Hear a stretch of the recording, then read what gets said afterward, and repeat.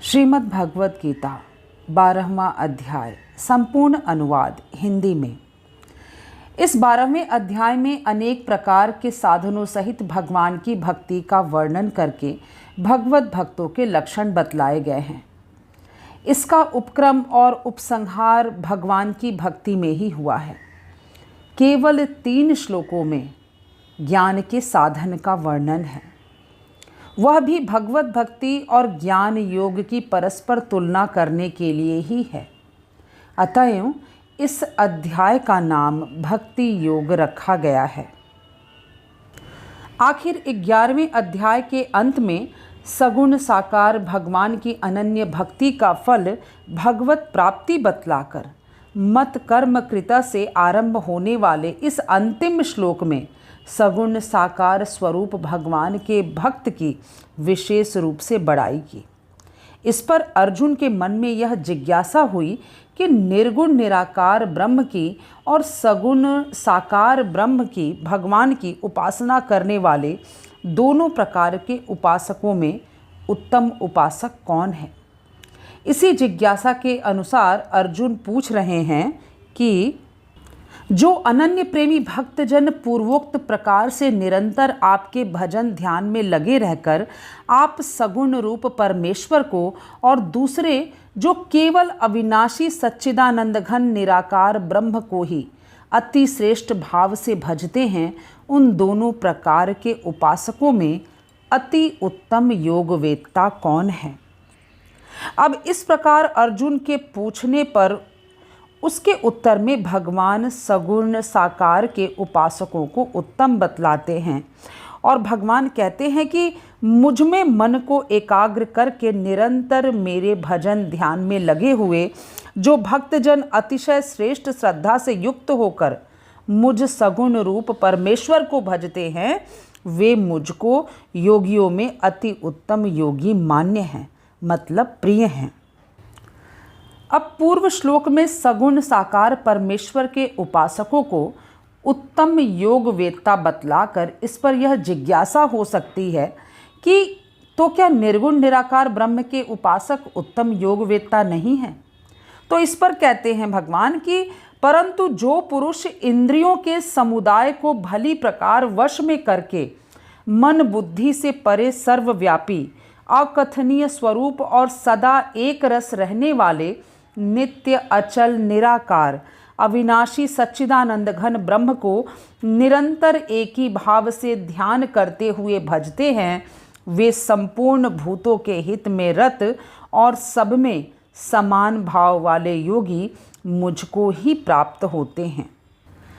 इस प्रकार निर्गुण उपासना और उसके फल का प्रतिपादन करने के पश्चात अब देहाभिमानियों के लिए अव्यक्त गति की प्राप्ति को कठिन बतलाते हैं और कहते हैं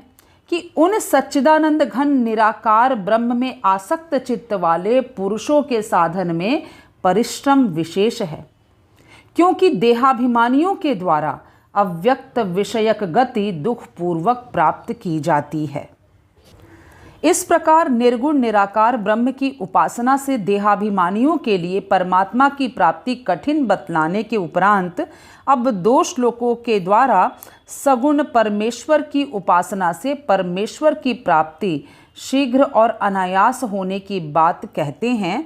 तो कहते हैं कि परंतु जो मेरे परायण रहने वाले भक्तजन संपूर्ण कर्मों को मुझ में अर्पण करके मुझ सगुण रूप परमेश्वर को ही अनन्य भक्ति योग से निरंतर चिंतन करते हुए भजते हैं, तो हे अर्जुन, उन मुझ में चित्त लगाने वाले प्रेमी भक्तों का मैं शीघ्र ही मृत्यु रूप संसार समुद्र से उद्धार करने वाला होता हूँ। इस प्रकार पूर्व श्लोकों में निर्गुण उपासना की अपेक्षा सगुण उपासना की सुगमता का प्रतिपादन किया गया। इसीलिए अब भगवान अर्जुन को उसी प्रकार मन बुद्धि लगाकर सगुण उपासना करने की आज्ञा देते हैं और कहते हैं कि मुझ में मन को लगा और मुझ में ही बुद्धि को लगा, इसके उपरांत तू मुझ में ही निवास करेगा, इसमें कुछ भी संशय नहीं है। अब यहाँ पर यह जिज्ञासा हो सकती है कि यदि मैं उपयुक्त प्रकार से आप में मन बुद्धि ना लगा सकूं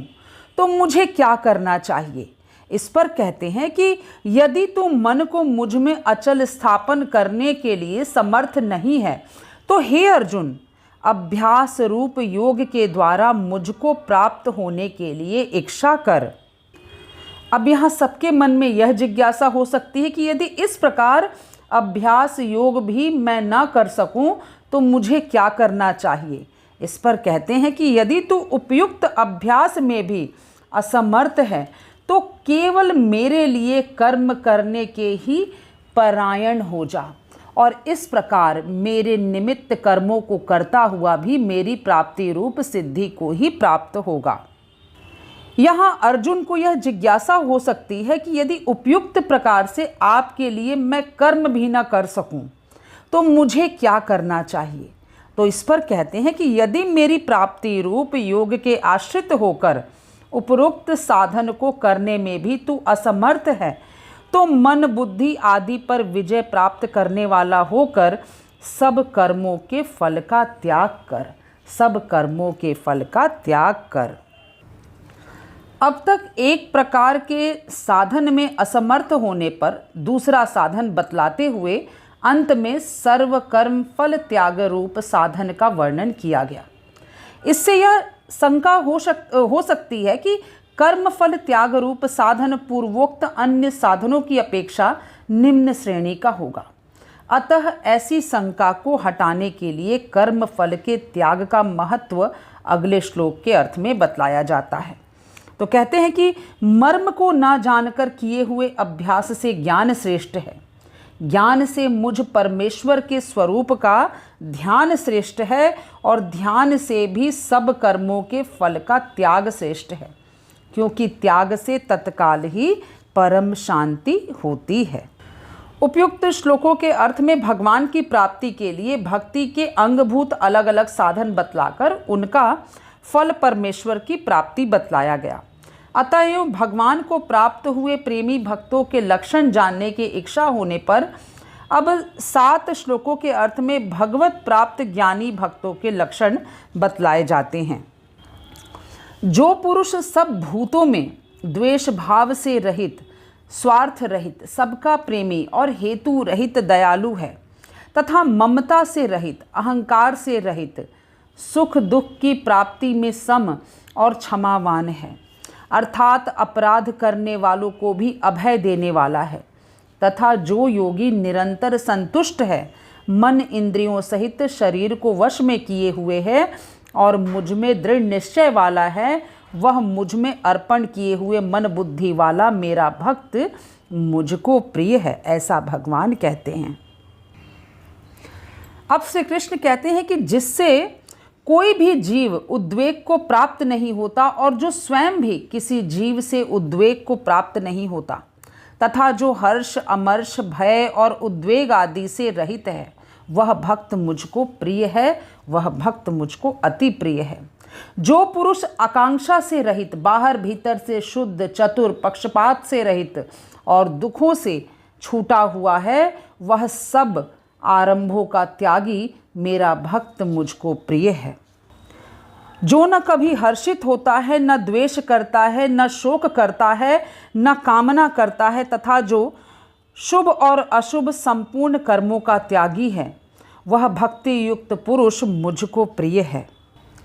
जो शत्रु मित्र में और मान अपमान में सम है तथा सर्दी गर्मी और सुख दुख आदि द्वंद्वों में सम है और आसक्ति से रहित है, जो निंदा स्तुति को समान समझने वाला, मननशील और जिस किसी प्रकार से भी शरीर का निर्वाह होने में सदा ही संतुष्ट है और रहने के स्थान में ममता और आसक्ति से रहित है, वह स्थिर बुद्धि भक्तिमान पुरुष मुझको अति प्रिय है। अब परमात्मा को प्राप्त हुए सिद्ध भक्तों के लक्षण बतलाकर अब उन लक्षणों को आदर्श मानकर बड़े प्रयत्न के साथ उनका भली भांति सेवन करने वाले परम श्रद्धालु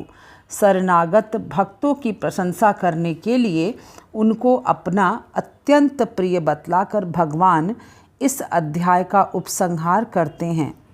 और कहते हैं कि परंतु जो श्रद्धा युक्त पुरुष मेरे परायण होकर इस ऊपर कहे हुए धर्ममय अमृत को निष्काम प्रेम भाव से सेवन करते हैं, वे भक्त मुझको अतिशय प्रिय हैं, अतिशय प्रिय हैं। तो ओम तत्सदिति श्रीमद्भगवद्गीता सुपनिषत्सु ब्रह्म विद्यायां योग शास्त्रे श्री कृष्णार्जुन संवादे भक्ति योग नाम द्वादशोऽध्याय।